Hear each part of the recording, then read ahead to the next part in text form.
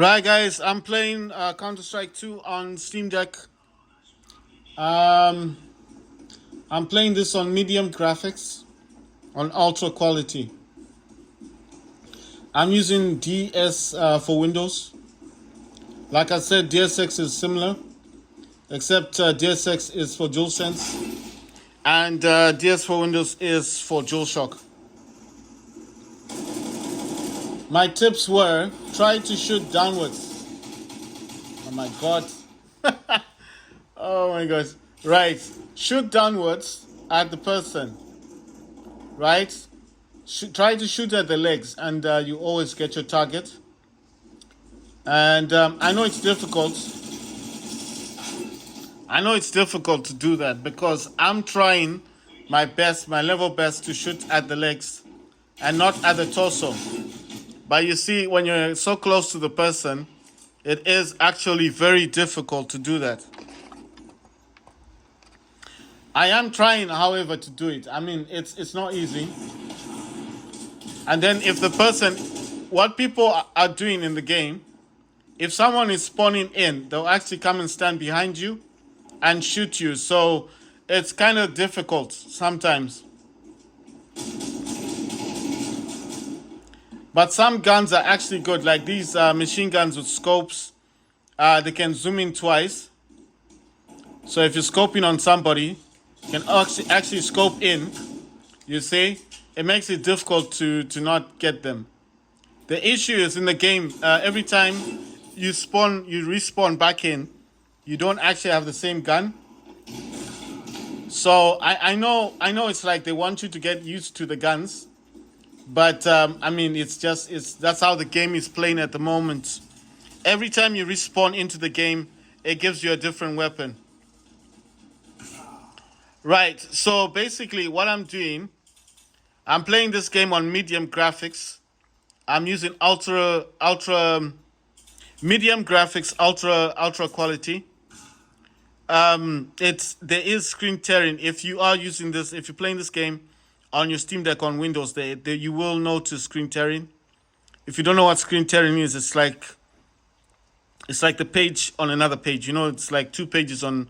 I don't know how to describe it. You just notice this like the screen, like the picture, the image doesn't look the way it's supposed to look. Like it's okay, it's like this, yes, but then it's like overlapping. Like there's this image, then there's another image on top of it, and they're trying to come together like a scissors. They're trying to join one another. That's what causes the screen tearing. I don't know how else to explain screen tearing. I'm just saying that's what I noticed. But this is only on Windows. On Steam Deck, on the Steam operating system, I hadn't noticed it. I didn't notice any screen tearing on the Linux one. It might just be that the new 3.5 is actually, I mean, it's actually good, the new update. Wow, so this guy looked this way, and then I was able to get him. Because I was like, this guy actually thought I was dead or something. And then he just chose to look away. And that's a few seconds of looking away is what got him killed. You see, that's what I'm saying. Every time when you're playing this game, always try to aim for the legs and you'll get the person. Aim for the legs. Aim for the legs. You see? I don't know where he was looking. But, oh my God. I could have gotten 4 people. I got 3. So it's not too bad.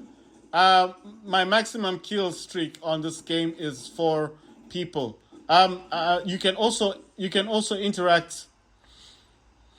You can also interact with You can also interact with doors, so you can actually open doors. But I haven't mapped the button for that. So you see, all these doors can be open. I mean, some of the doors could be open. Some of these doors can be opened, and you need to map your gamepad, whatever gamepad you're using. I'm using DualSense gamepad, so I need to map E, but I'll do it after the game. So if I map if I map the I'm gonna map basically the D-pad, because there's a few things that I also need to change that I did yesterday. I mean, oh my god, there's a few things that I need to change on the gamepad that I did yesterday, because I did say I was mapping the my DualSense controller yesterday, and I did map it. I did map the gamepad, but like I said, there's a few things that I need to change. So, for example, like I said, there's certain doors on the game that you can actually there's certain doors on this game that you can actually open, and I would like to add the E. Like I said yesterday, when you're mapping the gamepad, it's not the end of the world. It's like you can play the game.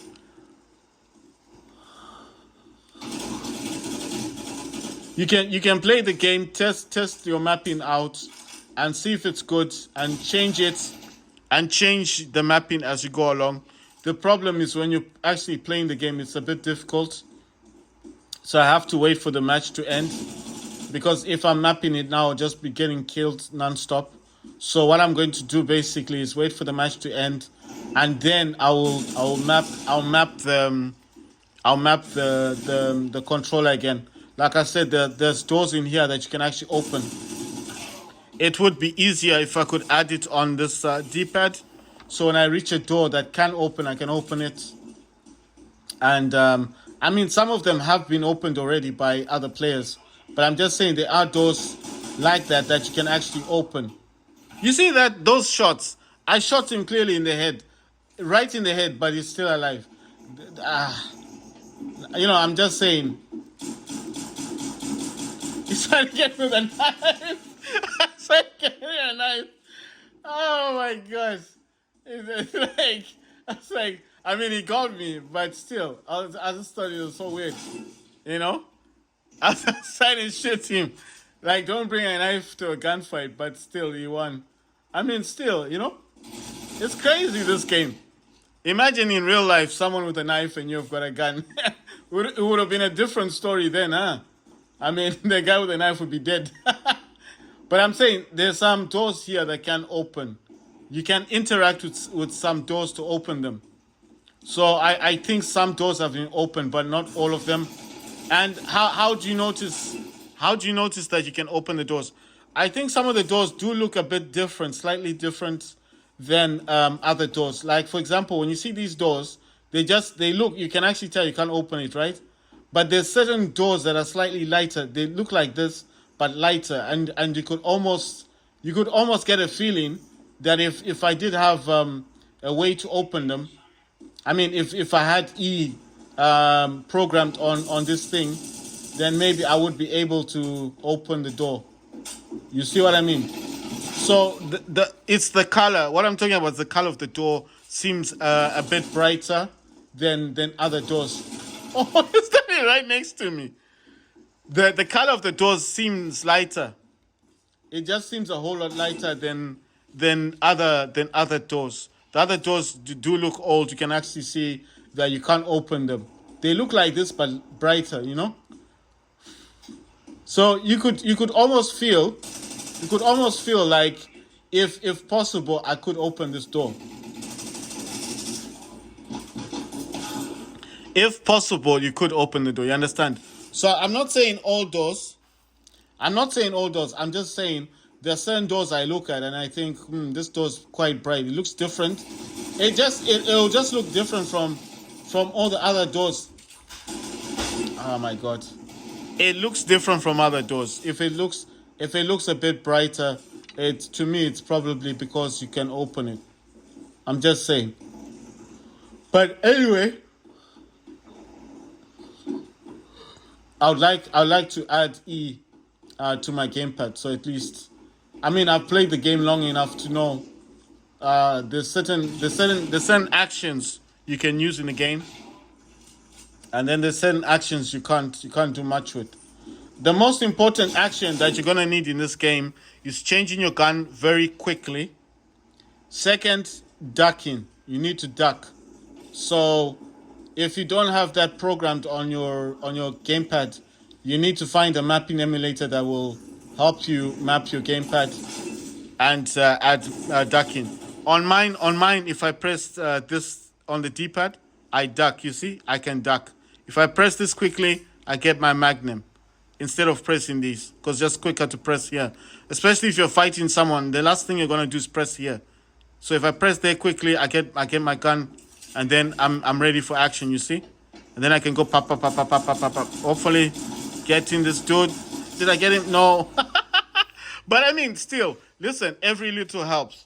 The fact that I can actually swap to my handgun much quicker than pressing L1 or R1, I think is a huge benefit. That's why I'm saying. The only there's some things that I do need to change.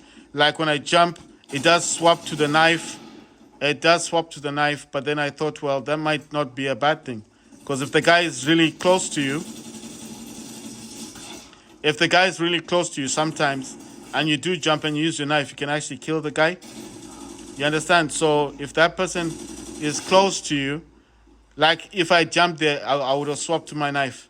So I'm just saying it doesn't seem like a problem for the knife thing, but I mean, I don't know. I haven't used it yet. I mean, I haven't used it in that situation yet. See, the guy was jumping. Now, if I jumped, I'd have swapped to my knife. Then I'm just thinking, who would have won in that kind of situation? Him with a gun and me with my knife thing. Ah, my God. He got 2 kills because he killed me, and he got that guy with the who's spawning in. So a lot of people do that basically. They'll wait for you to spawn in and then shoot you in the back of the head. I mean, it's doesn't seem like sportsman like, but this game, I think of this game as being kind of crazy.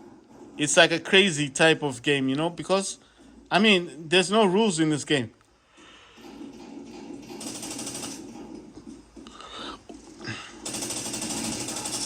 And I do think sometimes it's just luck, pure luck, if you do manage to get somebody. I'm just saying it's pure luck. I don't see myself like, when I started playing this game, I got killed so many times. I thought I was going insane. I just didn't understand the mechanics of the game. And if you want to swap out your like reload, find a quiet place where you can just chill and swap your magnet your bullets out. So what I'm saying is, find a quiet environment where you can chill, and then you swap out, you change your magazine. Don't just do it right there on the spot, because someone will come behind you and shoot you. How are these guys getting the thing? Is this like depending on kills or what? And these guys have got snipers, and I'm like, I can't use a sniper weapon. It's crazy. I'm not saying I can't use it, but I'm just saying it's to me it just seems impossible